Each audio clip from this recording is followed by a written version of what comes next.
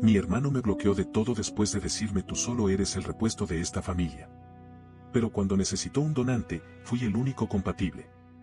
Desde que tengo memoria, crecí sintiéndome como una especie de adorno de fondo dentro de mi propia familia. No un hijo, no un hermano, ni siquiera un ser humano con peso propio, sino más bien como ese segundo control del PlayStation que nadie quiere usar, pero que mantienen por si se daña el bueno.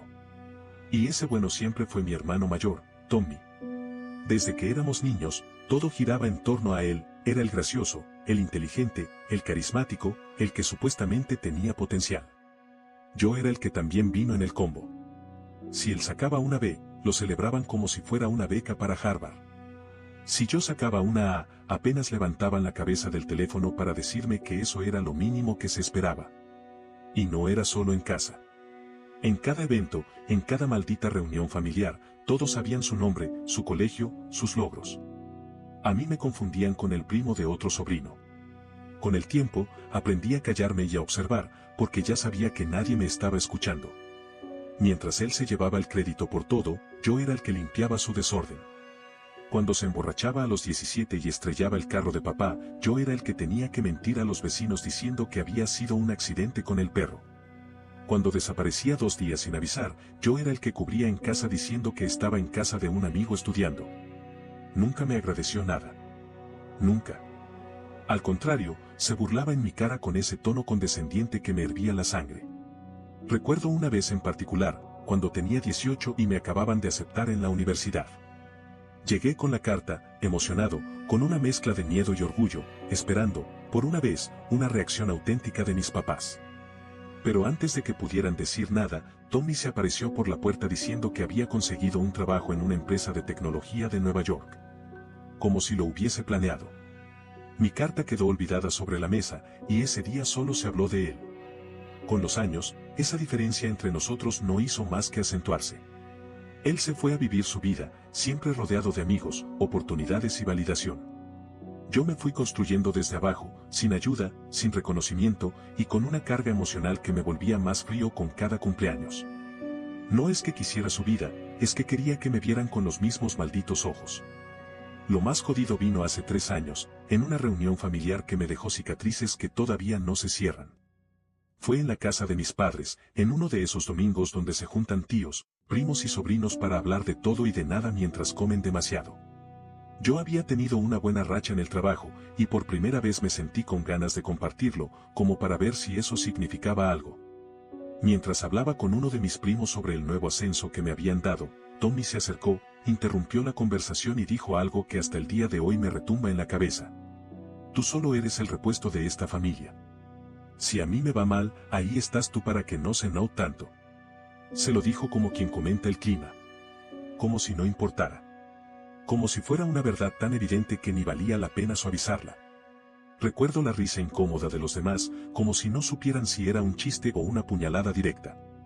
A mí se me quedó la sangre congelada. Me levanté sin decir nada y me fui. No volví a pisar esa casa en meses. En los días siguientes, me bloqueó de todo. WhatsApp, Instagram, el grupo familiar, hasta de la puta app de Fantasy Football donde compartíamos la liga con los primos. Me dejó fuera como si de verdad solo hubiera sido un accesorio, una sombra de utilidad ocasional. Y lo dejé ir. A él, a la familia, a todo. No respondí cuando mi madre intentó justificarlo diciendo que Tommy a veces no sabe cómo expresarse. No contesté cuando mi padre me mandó ese audio patético pidiéndome que no hiciera drama por cosas que se dicen sin pensar. Me alejé. Construí distancia. Porque entendí, por fin, que esa mierda venía de raíz. Que nunca iba a tener un lugar real con ellos. Me enfoqué en mi vida. Cambié de trabajo. Me mudé a otro estado. Empecé a construir una familia real con amigos que me valoran y una pareja que no me hace sentir como un segundo plato. Me reconecté conmigo mismo, con lo que valgo. Dejé de esperar nada de ellos. Pero el mundo da vueltas, y lo que nunca imaginé es que el mismo hermano que me borró de su vida sería el que un día iba a necesitar que yo le salvara la suya. Literalmente. Resulta que hace poco me contactó un médico de su hospital. Tommy está en lista de espera por un trasplante de riñón. Y no solo eso, de toda la familia, soy el único compatible. No un primo, no un tío, no un desconocido. Yo.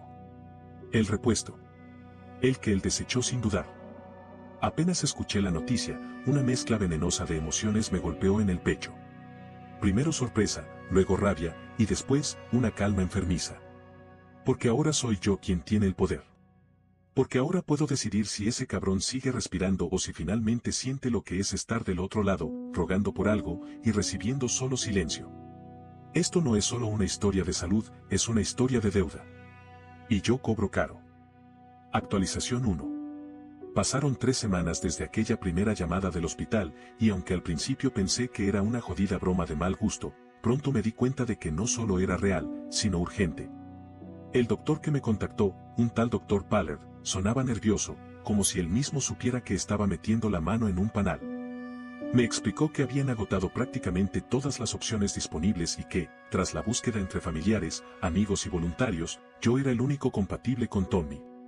Me lo dijo con esa voz técnica, profesional, pero no pudo evitar deslizar entre líneas el tono de súplica. Yo le pregunté directamente si Tommy sabía que yo era el único candidato viable, y su silencio incómodo me lo dijo todo. No, el muy cabrón seguía creyendo que el mundo giraba a su favor y que en cualquier momento iba a aparecer otro héroe dispuesto a salvarle el pellejo. Esa noche no pude dormir. Me revolcaba entre las sábanas pensando en todas las veces que tuve que tragarme las palabras, sonreír para evitar conflictos. Justificarme ante la familia como si vivir fuera un privilegio que tenía que estar explicando cada semana. No sé cómo describirlo, pero sentí una especie de electricidad por dentro, como si todo lo reprimido durante años hubiera despertado de golpe. No era venganza lo que sentía. Era justicia. Una puta necesidad visceral de que, por una vez, alguien más se sintiera como yo me sentí toda mi vida, invisible, innecesario, desechable. A los 2 días me llamó mi madre, llorando como nunca la había escuchado. Me dijo que Tommy estaba cada vez peor, que estaba adelgazando a pasos agigantados, que apenas podía orinar y que estaba cayendo en una depresión brutal porque los médicos le dijeron que si no conseguía un donante pronto, su única opción era la diálisis permanente, y aún así su expectativa de vida sería corta. Me suplicó que fuera al hospital, que hablara con los doctores, que al menos lo viera. Yo la escuchaba desde el otro lado de la línea con una frialdad que ni yo mismo sabía que tenía. Me limité a responderle que era interesante cómo, después de años sin que nadie me llamara para preguntarme si estaba vivo, ahora todos parecían tan interesados en mi existencia. Ella, sin saber qué responder, empezó a justificar todo como siempre, diciendo que Tommy no es perfecto, que ha cometido errores, que a veces la gente dice cosas sin pensar, y que en el fondo me quiere. Casi me atraganto de la risa cuando escuché esa última frase. No le grité, no le colgué. Solo le dije que iba a pensarlo. Que por lo menos ahora tenían una razón para recordarme. Pasaron unos días más y empecé a recibir llamadas de números desconocidos. Primero era el mismo doctor Paller, insistente, intentando explicarme todos los detalles del procedimiento como si al convencerme técnicamente me fuera a olvidar del resto. Luego me escribió mi tía Brenda, con quien no hablaba desde hacía 5 años, soltándome una cadena de mensajes tipo eres un buen muchacho, siempre lo fuiste. Demuestra que eres el más maduro y todas esas mierdas manipuladoras que se usan cuando ya se sabe que el favorito cagó fuera del tiesto. Incluso un primo que nunca me hablaba me mandó un mensaje diciendo que Dios te va a recompensar por tu corazón generoso. ¿De verdad pensaban que después de borrar mi existencia durante tanto tiempo, bastaba un discursito barato para que me olvidara de todo? Y entonces pasó lo que marcó el verdadero punto de no retorno. Me llegó una carta escrita a mano, con el sello del hospital. Era de Tommy. No una carta pidiendo perdón, no un intento honesto de remordimiento. Era una especie de justificación torcida. Decía cosas como sé que no siempre te traté como debía, las cosas que dije no eran con mala intención, y lo peor de todo, una frase que todavía me hace apretar los dientes de la rabia, todos tenemos un papel en la familia. Tú siempre fuiste el que mantenía todo unido desde el silencio, y eso también es valioso, aunque no siempre lo dijera. En otras palabras, me reafirmaba como el maldito secundario útil, el respaldo discreto, el donante emocional y ahora físico que servía como comodín cuando el protagonista se caía. Ni una sola vez dijo que se arrepentía. Ni una sola vez me pidió disculpas con el peso que merezco. Lo único que vi fue a un cabrón enfermo que sigue creyendo que puede manipular la narrativa para volver a salirse con la suya. Fue ahí cuando tomé una decisión. No lo iba a dejar morir. Pero tampoco se la iba a poner fácil. Lo haría a mi manera, con mis reglas, y con cada centímetro de sufrimiento emocional que se había ganado con creces. Si quería mi riñón, iba a tener que desnudarse ante la familia, tragarse su orgullo y confesar cada mierda que me hizo pasar, con nombres, fechas y consecuencias. Y si no lo hacía, que se pudriera lentamente en esa cama, porque yo no nací para ser su salvavidas. Nací para ser el espejo en el que finalmente se viera reflejado como lo que realmente es, un imbécil arrogante que se creyó invencible, hasta que necesitó al que nunca quiso mirar a los ojos. Actualización 2. Pasaron casi 2 semanas sin que yo respondiera ni una sola de las indirectas, ruegos o mensajes disfrazados de preocupación que me llegaban por todos los medios posibles. Cada día abría el buzón sabiendo que encontraría alguna carta con la letra temblorosa de mi madre o con algún versículo de mierda escrito por alguna tía que pensaba que podía convencerme con la palabra de Dios. Ignoré todos y cada uno de esos intentos de manipulación emocional. No porque fuera indiferente al hecho de que mi hermano estaba jodido, sino porque estaba convencido de que él seguía sin entender que se sentía estar al otro lado del desprecio. Porque a pesar de estar al borde de la muerte, aún conservaba ese tono altanero, esa idea de que todo esto era una fase incómoda que eventualmente se resolvería gracias a su suerte de siempre.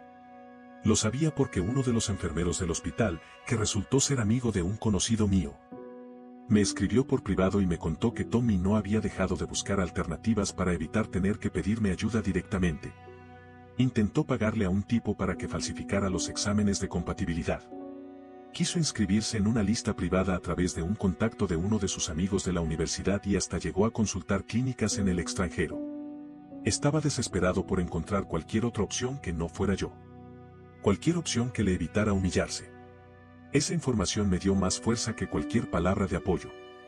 Porque confirmaba lo que siempre supe, que Tommy nunca me vería como su igual, ni siquiera en una situación en la que yo literalmente podía salvarle la vida.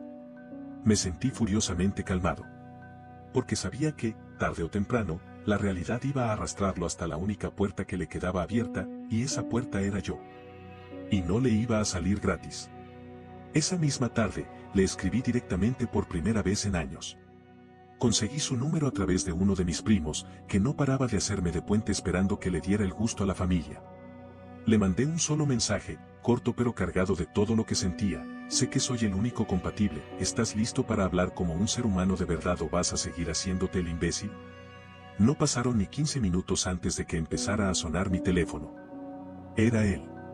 Su nombre, ese que por años bloqueé de todos lados, volvió a aparecer en mi pantalla. Y no voy a negar que hubo una parte de mí que tembló al ver su llamada. Pero contesté. Y lo primero que escuché fue su voz completamente distinta, quebrada, sin rastro de esa arrogancia habitual. Me dijo que lo sentía, que no sabía cómo empezar, que entendía si yo lo odiaba, que había sido un imbécil. Pero incluso en medio de esas palabras, había algo artificial. Como si las hubiera ensayado frente al espejo. Como si supiera que decir lo siento era el trámite para conseguir lo que quería, no una expresión sincera de arrepentimiento. Le dejé hablar, no lo interrumpí. Lo dejé exponer su teatro completo. Cuando terminó, me quedé en silencio unos segundos y luego le dije, no estoy interesado en tus disculpas de cartón. Si vas a pedirme algo así, vas a tener que tragarte todo el ego que has acumulado en tu vida. No quiero un perdón, quiero una confesión. Y la quiero frente a todos. Se hizo un silencio incómodo. Luego me preguntó qué quería decir con eso. Le expliqué que, si de verdad quería que yo considerara donarle mi riñón, tendría que reunir a toda la familia, en una videollamada o en persona, y leer en voz alta una declaración que yo mismo redactaría. Una confesión punto por punto de todas las veces que me humilló, que me trató como un reemplazo, que me invisibilizó, que me hizo sentir como un cero a la izquierda. Y no solo eso. Tendría que admitir que siempre lo supo, que no fue sin querer, que lo hizo porque se sentía superior, y que ahora, en su momento más bajo, entendía que el precio de su vida era reconocer lo mucho que me falló. Hubo un silencio tan largo que pensé que había colgado. Pero no. Se quedó ahí, respirando con dificultad, como si le costara más enfrentar mis palabras que su propio fallo renal. Me dijo que eso era cruel. Que lo que pedía era humillante. Que ya estaba sufriendo suficiente. Y ahí me herví. Porque si alguien sabía lo que era la humillación, ese era yo. Así que le solté, sin filtros, sin anestesia, sin pausa, ¿Y tú crees que no fue cruel que me dijeras que soy el repuesto de esta familia? ¿Tú sabes lo que es crecer sabiendo que, si tú respirabas, yo no importaba una mierda? ¿Sabes cuántas veces me tragué las ganas de explotar solo porque no valía la pena discutir con alguien como tú? Pues ahora sí vale. Ahora mi vida vale. Ahora mi riñón vale. Y vas a pagar cada maldito centavo emocional por él. Colgó sin decir nada más. No hubo insultos. No hubo respuesta. Solo silencio. Y ese silencio fue más ruidoso que cualquier grito. Me fui a dormir con el pecho encendido, no de rabia, sino de certeza. Lo había enfrentado. Finalmente. Y ahora la pelota estaba en su cancha. O se tragaba el ego, o se tragaba su destino. Yo, por fin, tenía el control. Actualización 3. Habían pasado ya más de 3 semanas desde aquella llamada en la que le dejé claro a Tommy que no pensaba mover un dedo hasta que se tragara su orgullo podrido y admitiera, frente a todos, lo que me hizo vivir durante años. Y aunque su silencio posterior había sido ensordecedor, sabía que no era por dignidad ni por arrepentimiento, sino porque estaba haciendo todo lo posible para no tener que cumplir con mi única condición. La última vez que hablé con mi madre, ella aún sostenía esa estúpida idea de que estaba siendo cruel, de que debía dejar el pasado atrás y pensar en el bien común.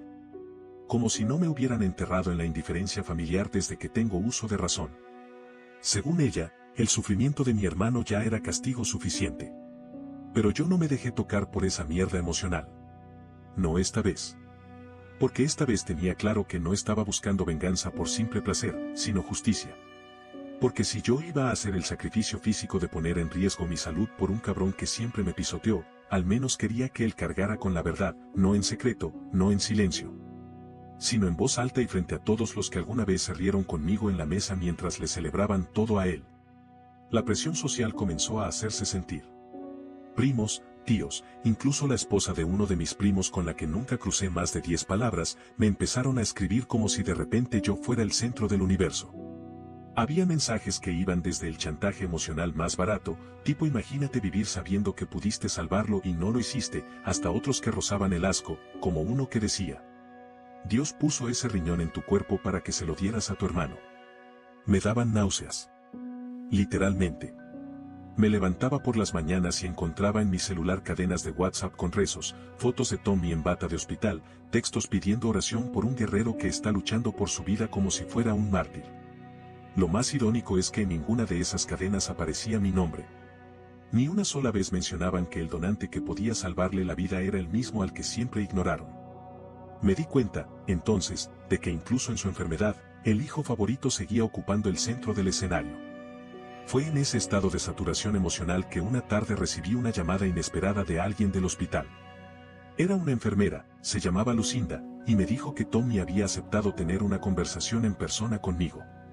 Al parecer, por fin había entendido que no tenía más salida, que los caminos se le cerraban y que era yo o nadie. Acepté ir, pero con condiciones. Le pedí a Lucinda que la reunión se hiciera en una sala neutral, sin presencia de nuestra madre ni de nadie de la familia. No quería testigos aduladores ni llantos falsos de los que siempre se pusieron de su lado. Solo quería mirar a ese cabrón a los ojos y ver si era capaz de sostener la mirada. Cuando llegué al hospital, me acompañaron hasta una sala de terapia que usaban para reuniones privadas. Tommy ya estaba ahí. Se le notaba más delgado, demacrado, con ojeras marcadas y una expresión que oscilaba entre el orgullo herido y la desesperación total. Lo vi e, irónicamente, no sentí lástima. Sentí la misma rabia contenida de siempre, pero esta vez mezclada con la calma de saber que él necesitaba algo que solo yo podía darle. Se quedó callado unos segundos, evitó mirarme, y luego empezó a hablar, como si la conversación hubiera comenzado desde antes de que yo entrara. Me soltó un discurso ensayado, lleno de frases genéricas como sé que no fui el mejor hermano, me arrepiento de muchas cosas, he cambiado. Lo dejé hablar, sin interrumpir, como si estuviera viendo una mala película con guión predecible. Pero cuando terminó, no aplaudí, no lloré, no respondí con un abrazo. Solo le dije, con una voz firme y sin rastro de simpatía, que todo eso no significaba una mierda si no estaba dispuesto a hacerlo público. Le expliqué, una vez más, que el trasplante no iba a ocurrir si antes no se paraba frente a la familia, en persona o por videollamada, y leía, palabra por palabra, una carta que yo iba a redactar. No solo eso, tendría que grabarla y permitir que quedara registrada, sin posibilidad de desmentirla después. Le dije que mi decisión era definitiva, que no me interesaban las medias tintas, ni las disculpas a puerta cerrada, ni mucho menos que se hiciera la víctima. Le recordé que él me convirtió en una sombra y que ahora, si quería vivir, tenía que mirar de frente a esa sombra y darle su lugar. Su reacción fue la que esperaba.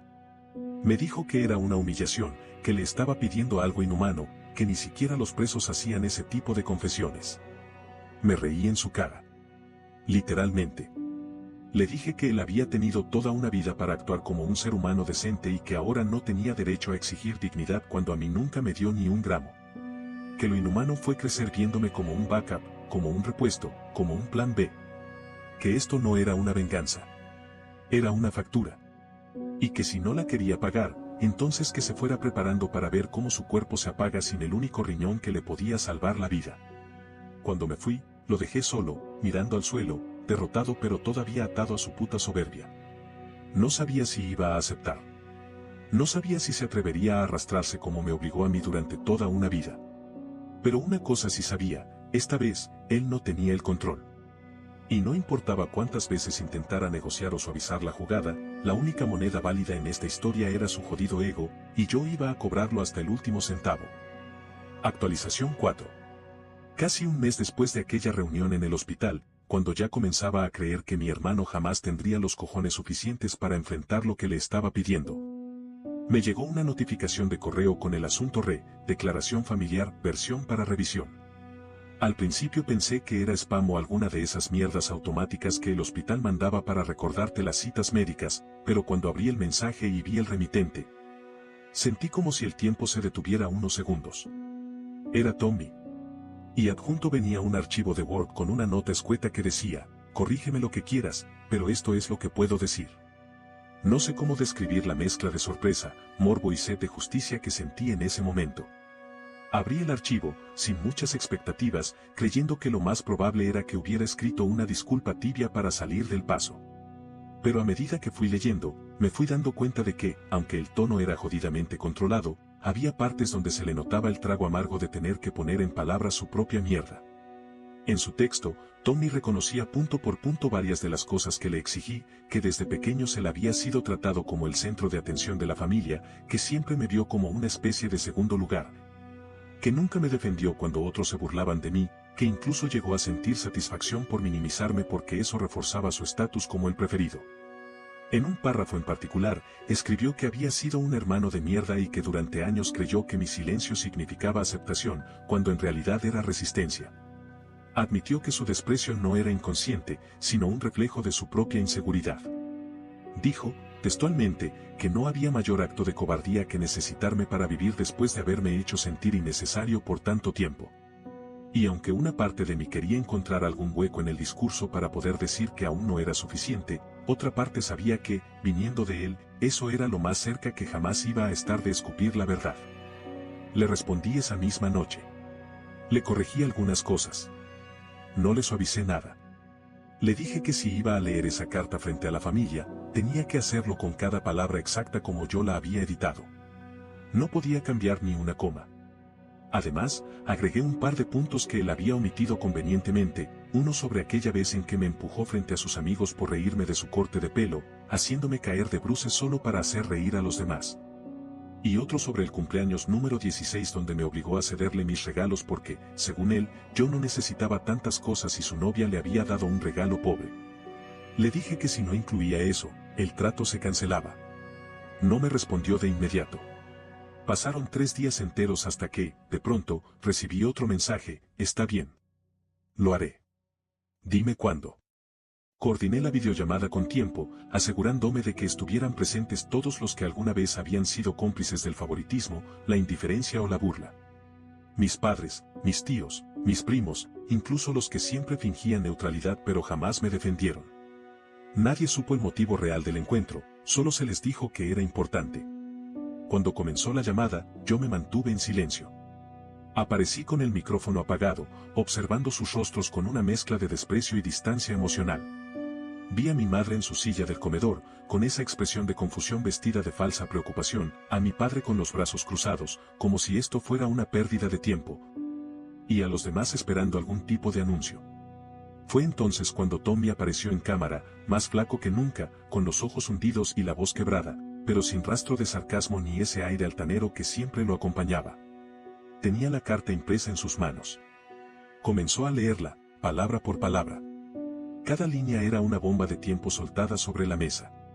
Cuando llegó a la parte donde admitía haberme tratado como un objeto útil pero descartable, mi madre soltó un «Tommy, no digas eso», en voz alta, pero él la ignoró. Continuó leyendo con el ritmo de quien sabe que lo único que le queda es cumplir. Mencionó los abusos emocionales, las veces que usó su posición de hermano mayor para hacerme sentir invisible, las ocasiones en que pidió que me dejaran fuera de reuniones familiares solo para no sentirse opacado. Y lo más fuerte fue cuando, casi al final, dijo: «Mi hermano es el único motivo por el que sigo con vida, y reconozco, con toda la vergüenza que me queda, que no merezco su ayuda. Pero si me la da, lo haré sabiendo que nunca podré borrar lo que le hice». Cuando terminó, el silencio en la videollamada fue sepulcral. Nadie dijo nada. Nadie sabía cómo reaccionar. Algunos desviaron la mirada. Otros apagaron sus cámaras. Mi madre se secó las lágrimas con una servilleta, pero no dijo una sola palabra. Yo, sin encender el micrófono, simplemente envié un mensaje al chat de la llamada: «Nos vemos en el hospital. Ya pueden dejar de fingir que no sabían». Y cerré la videollamada sin más. Esa noche me acosté por primera vez con la sensación de haber cobrado una deuda histórica. No sé si esa confesión lo redime. No sé si merece mi riñón. Pero lo que sí sé es que, por una vez en mi vida, todos escucharon la verdad desde su maldita boca. Y eso, más que cualquier operación, ya era una cura para mi alma. Actualización final. Han pasado ya 3 meses desde la cirugía y, aunque físicamente la recuperación ha sido un proceso lento pero progresivo, emocionalmente sigo navegando en un terreno que no se parece a ninguna etapa que haya vivido antes. A veces me levanto y me siento como una bomba de rabia apagada, con los restos del resentimiento aún recorriéndome el cuerpo como si se resistieran a abandonar su puesto. Otras veces, me descubro observando mi propia calma con una extrañeza que no termino de entender, como si parte de mí esperara que el dolor regresara de improviso. La verdad es que no hay justicia que borre por completo el historial emocional que uno carga desde la infancia, pero al menos ahora puedo decir que ya no lo cargo en silencio. Y eso, en sí mismo, es una forma de victoria. La operación fue técnicamente un éxito. Llegué al hospital con una mezcla de tensión acumulada y una decisión ya tomada. No me sentía un héroe. No me sentía una víctima. Tampoco un mártir. Era más bien como un ejecutor frío de una deuda pendiente. Cumplí con mi parte del trato, no por generosidad ni porque el lazo de sangre me pesara, sino porque sabía que con cada bisturí, con cada punto de sutura, lo estaba marcando de por vida. A partir de ese momento, cada vez que orinara, cada vez que se mirara en el espejo y viera que aún respira, sabría que su vida le pertenece a alguien a quien él nunca consideró un igual. A mí. El repuesto. El invisible. El que ahora tiene un pedazo menos en el cuerpo, pero un universo más de poder en el alma. Durante la recuperación, estuvimos en el mismo piso del hospital, aunque en habitaciones separadas. Los médicos nos sugirieron vernos al segundo día, cuando ambos estuvimos más estables. Accedí, no porque quisiera charlar ni tener un momento emotivo, sino porque quería ver su cara después de todo lo que había pasado. Cuando entré en su habitación, supe de inmediato que algo había cambiado. Me miró con una mezcla de miedo, respeto y culpa que jamás había visto en él. Ya no era el mismo idiota seguro de sí mismo que me empujaba a un lado para que lo aplaudieran. Era un tipo pálido, roto, con los ojos vidriosos, que sabía perfectamente que había tocado fondo y que el único que lo había sacado de ahí era a quien más le falló. Me ofreció su mano. No la tomé. Me pidió hablar. Le permití hacerlo, aunque no con el tono que él probablemente esperaba. Me dijo que no podía prometer que cambiaría de la noche a la mañana, pero que la vergüenza de tener que leer esa carta frente a todos era algo que lo perseguía cada maldito día. Que ya no podía mirar a nuestra madre sin sentir el peso de la hipocresía familiar. Que se había dado cuenta de lo solos que nos habían dejado a los dos. Porque sí, él fue el favorito, pero también fue el único que nunca aprendió a pedir ayuda con dignidad. Yo, en cambio, crecí con la piel hecha a golpes, con la lengua contenida, con la capacidad de reconstruirme en silencio. Y ahora él estaba entendiendo que eso también era una forma de fuerza. Una que él jamás tuvo. No le respondí con palabras dulces. Le dije que me alegra que esté vivo, pero que eso no significa que todo esté perdonado. Que no iba a olvidar nada de lo que viví. Que mi ayuda no borra su historia, solo la reescribe en otro tono. Que aún teníamos mucho por procesar y que no me interesaba ser su amigo, ni su confidente, ni su nueva brújula moral. Le dije que si quería reconstruir algo conmigo, tendría que empezar desde cero y que eso implicaba años de esfuerzo real, no solo una confesión forzada ni un agradecimiento de hospital. Desde entonces, ha intentado mantenerse en contacto de forma cautelosa. Me manda mensajes preguntándome por mi salud, me comparte enlaces sobre dietas postoperatorias, me habla de libros que está leyendo para entender mejor el daño emocional que causó. No lo he bloqueado. Tampoco le respondo con entusiasmo. Le contesto lo justo, marcando siempre una distancia. Porque no se trata de cerrarle la puerta, sino de que entienda que ahora esa puerta se abre solo si yo quiero, cuando yo quiera, y bajo mis condiciones. Ya no soy el hermano pasivo que aguantaba todo por mantener la paz. Ahora soy el hermano que tiene una cicatriz física que cada mañana le recuerda a ambos que no fui el repuesto. Fui la pieza que le salvó la vida. La familia, por su parte, ha entrado en una especie de estado de vergüenza disfrazada de silencio. Nadie ha vuelto a mencionarme en grupo como antes. No hay felicitaciones, no hay agradecimientos públicos. Solo pequeñas señales de incomodidad, como si todos supieran que ya no tienen derecho a exigirme nada. Y me encanta. Me encanta ver cómo bajan la mirada cuando entro a las llamadas. Cómo se esfuerzan en incluirme, no por costumbre, sino por culpa.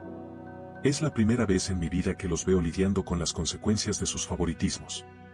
No me interesa vengarme de cada uno, porque el castigo ya está en curso, ahora tienen que vivir sabiendo que todo lo que me ignoraron, lo tuvieron que oír de la boca del Hijo Dorado. Y eso, créanme, es más efectivo que cualquier grito. No sé qué pasará más adelante. No sé si algún día perdonaré de verdad. Pero lo que sí sé es que esta vez no me quedé callado. Esta vez no fui el segundo plano. Esta vez, hice que me vieran, que me escucharan, que me necesitaran. Y aunque me falta un riñón, tengo más integridad, más fuerza y más dignidad de la que jamás me reconocieron. Lo mejor de todo es que ahora, por fin, no necesito que lo hagan. Porque ahora sé quién carajo soy, y ellos también. Aunque les arda. Aunque les duela. Aunque tengan que recordarlo cada vez que lo vean a él caminando con mi puto riñón. No olvides dejar tu opinión en los comentarios, dejar tu like y compartir este video.